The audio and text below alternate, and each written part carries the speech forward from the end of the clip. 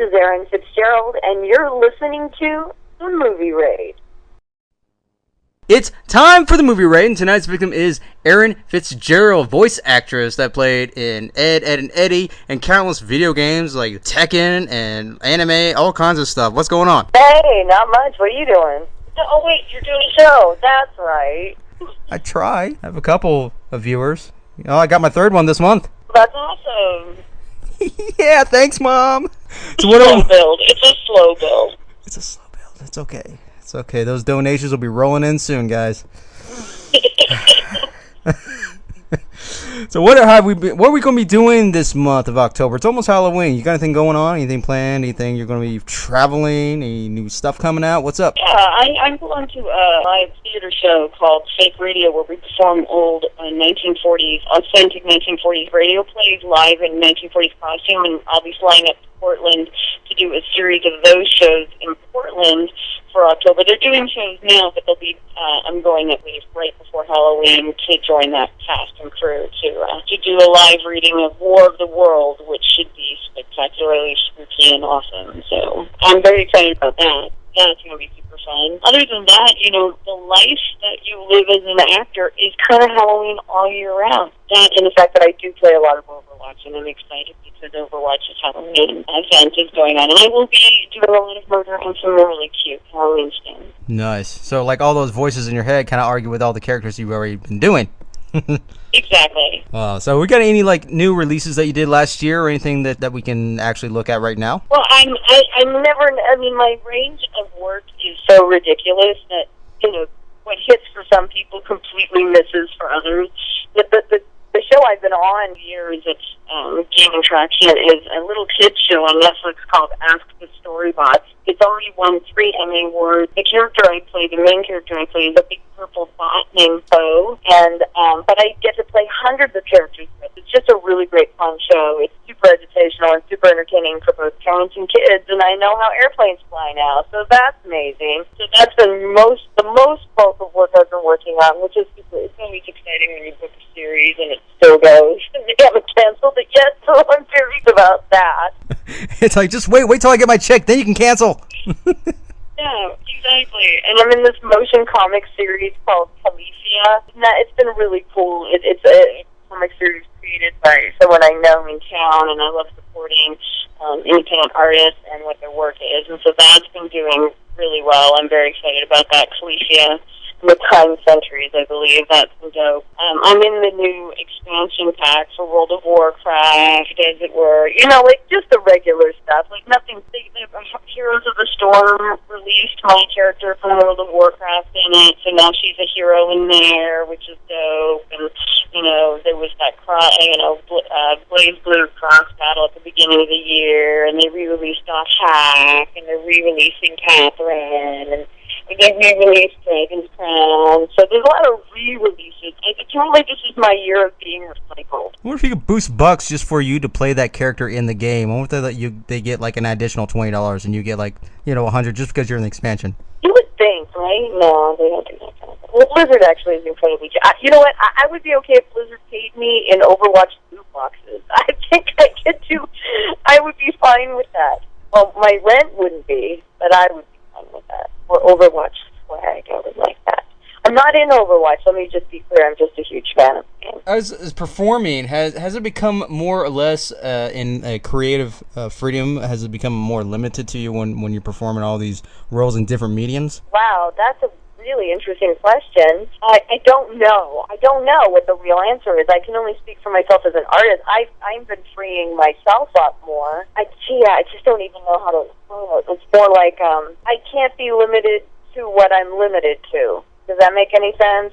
You know, like right now, the entire industry, I'm sure you may have picked up on this just interviewing people this year, the whole industry is like the wild, wild west right now with what feels like the complete implosion of cable and cable television and the mainlining of all streaming, specifically Netflix and Hulu, but and some Amazon. Now everybody's scrambling to create some sort of streaming something because everybody's canceling their cable.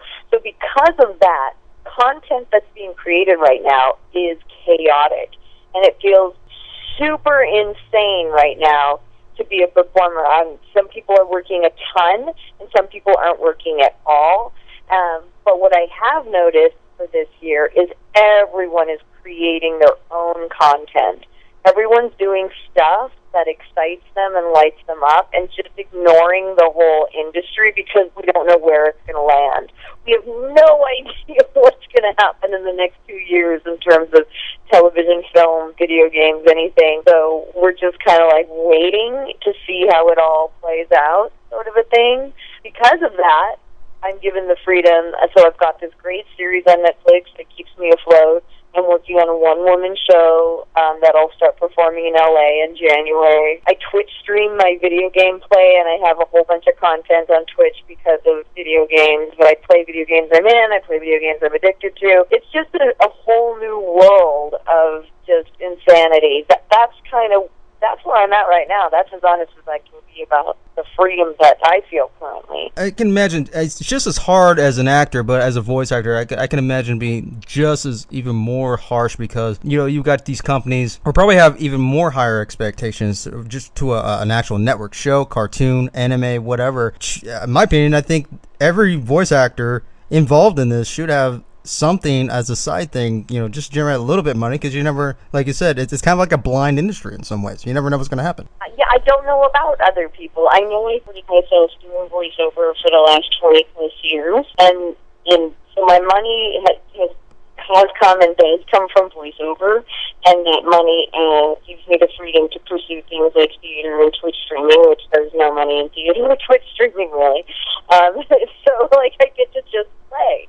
But if my job were to dry up, I honestly don't know what I would do. I have no idea. And in this wild west of a temperature, I probably should look for something on the side. I'm sure everybody else is. I know a lot of voice actors right now are just going back to their on-camera roots and getting back on camera just because nobody knows what's going to happen. I have no interest in being on camera again. I did not enjoy on camera. It's a different animal. I don't like the waiting around on set, or most people love the waiting around on set. I like the theater aspect of voiceover. Yeah, I hope that answers the question. I'm not sure.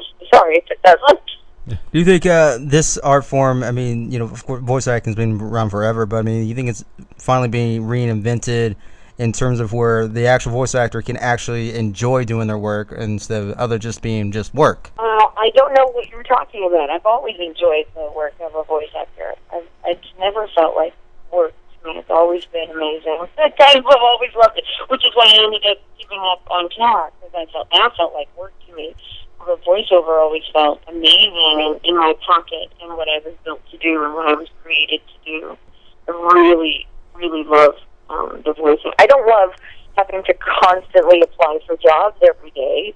The hustle of booking the work, it can get way on your spirit, but I have transformed my attitude on that over the last few years just by making that process just as much fun as the actual work process.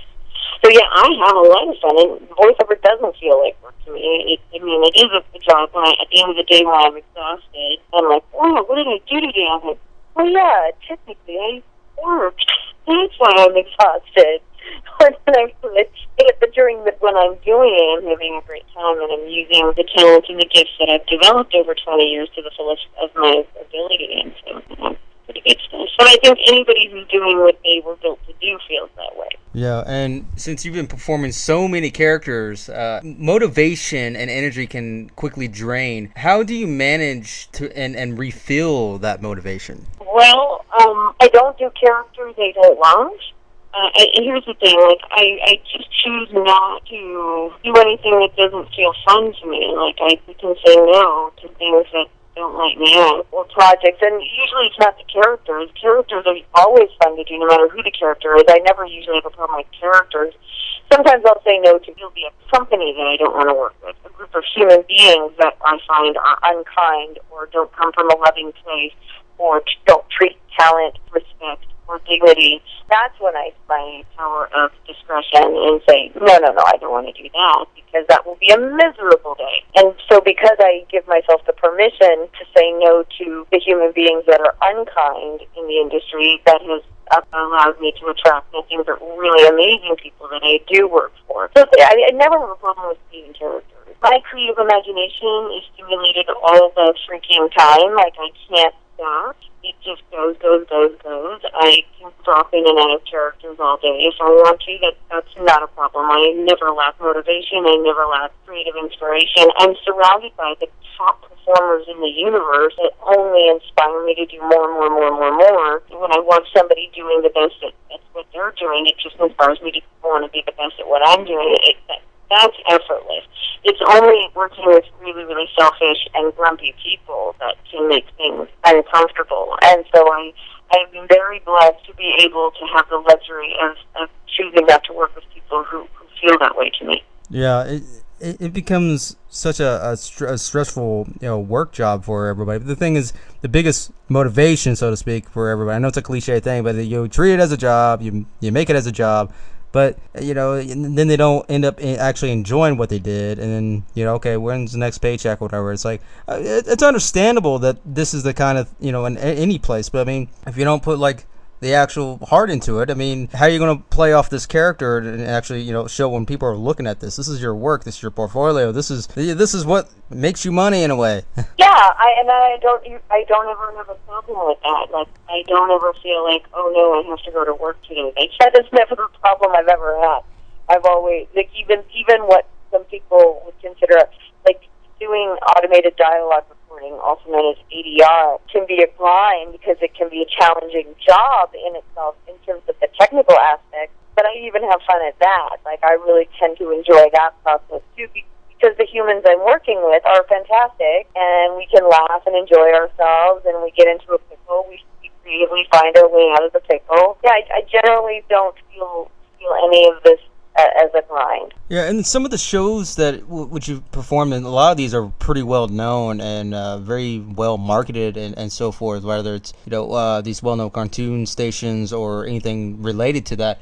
Do you think that when a show either changes its image or characters, even when everybody knows it already, or the tone of the show, do you think like either the all safe or the all risky type form can be a benefit, towards its viewers or even its actors? Well, that's interesting. I know that Monster High and Ever After High took a sharp left turn after the height of its success, and it was not to the benefit of either series or brand, unfortunately. And I think that did hurt a lot of people. It hurt the actors. It hurt a lot of people just because the company just went in a direction and kind of ignored where all the success was, and they it's plummeted to like non-existence. That was unfortunate, but up until it took the hard left turn, I had a great time, and I don't know why companies do that. I don't know why decisions get made to do such dramatic changes when a formula is hugely successful and doing really, really well. But, to each their own. People can do whatever they want to do. And somewhere, someone said, you need to rebrand, and someone said, great idea, let's do that. And then the lessons of cause and effect abound, and that's what happens. I mean, I guess those are the only two shows that I can think of in my career that I've been attached to where something like that happened.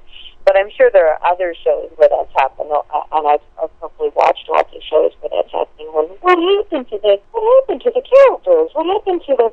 I guess it's just when shows are on for a long period of time and new chefs get put into the kitchen, as it were, the new chefs always want to put their stamp on things, which means dramatically changing things, and that's not to the benefit of core fan base.